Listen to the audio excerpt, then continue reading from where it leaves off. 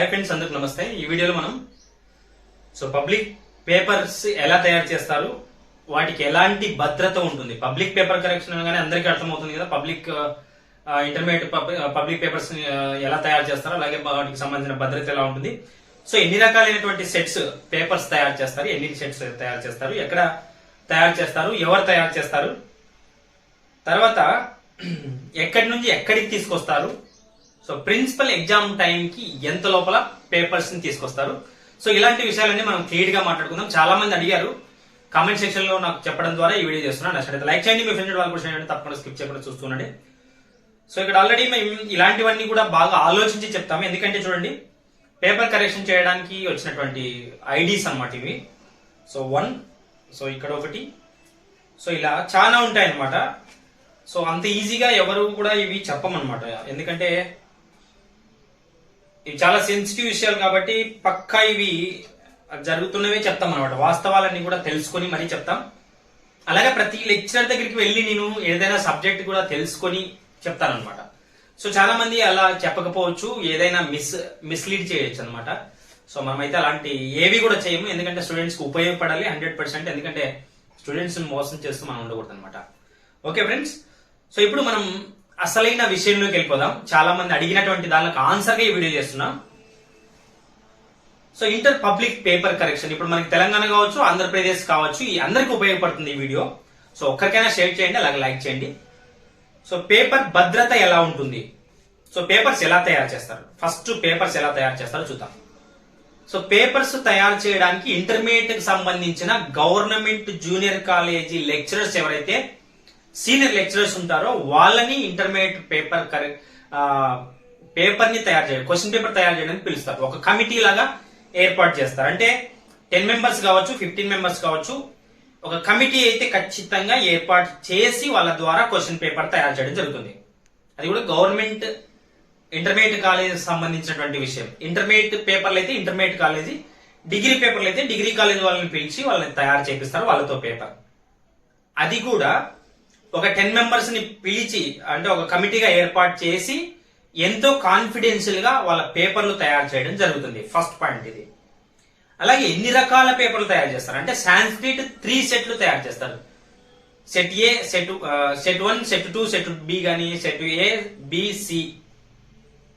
So set 1 వస్తే ఇలా ఉంటుంది, సెట్ 2 వస్తే ఇలా ఉంటుంది, సెట్ 3 వస్తే ఇలా ఉంటుంది అని చెప్తారు కదా. ఇలాగా ఒక్కొక్క Sanskrit paper 3 question papers, physics paper 3 question papers, maths papers 3 question papers, any question paper మనకి 6 సబ్జెక్టులకి సంబంధించి ఒక్కొక్క సబ్జెక్ట్ కి 3 సెట్స్ తయారు చేస్తారు. ఎందుకు అంటే అది ఏమైనా మిస్యూజ్ అయితే అప్పటికప్పుడు చేంజ్ చేయడానికి కూడా రాష్ట్ర ప్రభుత్వానికి అవకాశం ఉంటుంది కాబట్టి. తర్వాత ఎక్కడ తయారు చేస్తారు, ఎవరు తయారు చేస్తారో ఇందాక ఆల్రెడీ నేను చెప్పా.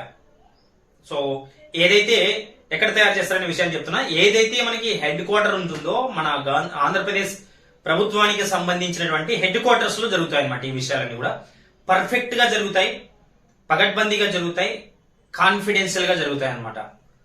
సో ఎక్కడైతే మనం ప్రభుత్వం మెయిన్ గా సెక్యూర్ గా ఉంటుంది అనుకుంటారో అక్కడ పోలీస్ బందోబస్తుతో ఇలాంటి క్వశ్చన్ పేపర్స్ ని తయారు చేస్తారు.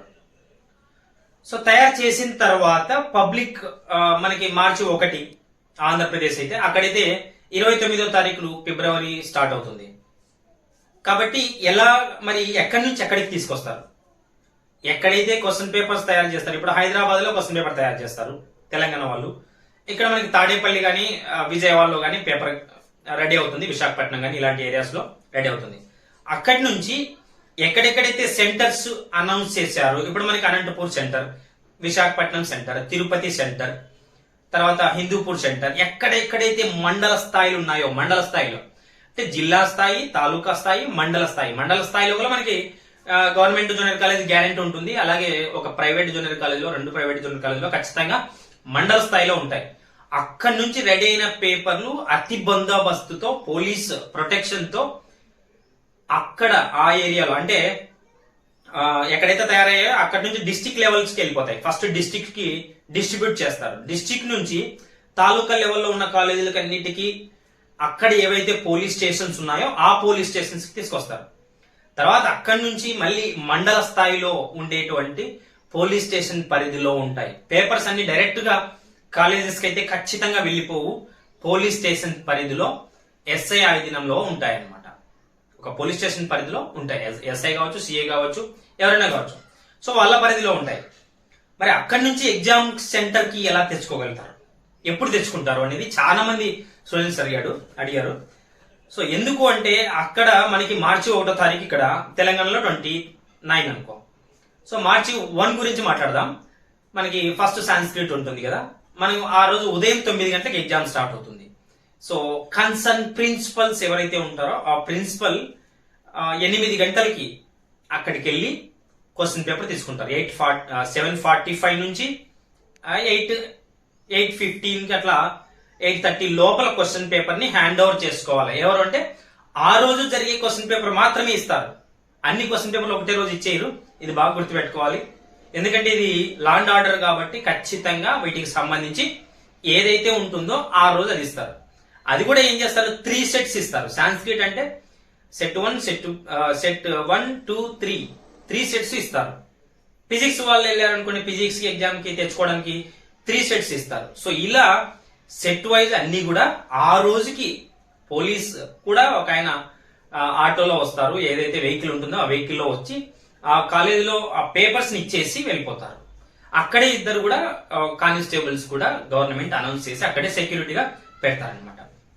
సో ఇది ఎలాంటి భద్రత ఉంటుంది ఏంటి అనేటువంటి విషయం అయితే. సో నెక్స్ట్ వీడియో మళ్ళీ చూద్దాం. అలాగే చూస్తూనే ఉండండి. ఫస్ట్ టైం చూసినట్టు సబ్స్క్రైబ్ చేసుకోండి. Thanks for watching. 3